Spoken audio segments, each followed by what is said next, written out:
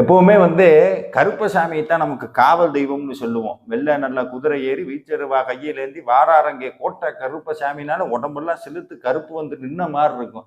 உங்களுக்கு இன்னொரு விஷயம் தெரியுமா? முருகப்பெருமானும் காவல்கார பெருமான் தான். அவரும் காவல் தெய்வம் தான். என்னங்க சொல்றீங்கன்னா, என்னுடைய நண்பர் ஒரு பெரிய விபத்துல ஒண்ணு மாட்டினாருங்க. அந்த விபத்துல மாட்டுறதுக்கு முன்னாடி கேட்டுக்கு போன பாடல் வேல் வகுப்பு. இதுல இன்னொரு அதிசயம் என்னன்னா, காரு சுக்குநூறா போனதுக்கு அப்புறமும் அந்த வேல் வகுப்பு ஓடிக்கிட்டே இருந்திருக்கு. அதை பார்த்து இவரை ஹாஸ்பிட்டல் அட்மிட் பண்ணிட்டு போலீஸ்காரர் கேட்ட ஒரே வார்த்தை, எப்படி உயிர் தப்புனீங்க, எப்படி பொழைச்சிங்க இந்த விபத்துலன்னு. அவர் சரியாயிட்டு என்கிட்ட சொன்னாரு, முருகன் என் கூட இருக்காரு அப்படிங்கிறத அந்த வேல் வகுப்பு வரிகள் எனக்கு உணர்த்துச்சுங்க ஐயான்னு சொன்னாரு. அப்பதான் எனக்கு ஒரு வார்த்தை ஒண்ணு ஞாபகம் வந்தது. அருணகிரிநாதர் 15வது நூற்றாண்டுல பழனிமலையில உட்கார்ந்துட்டு ஒரு வார்த்தை சொன்னாருங்க.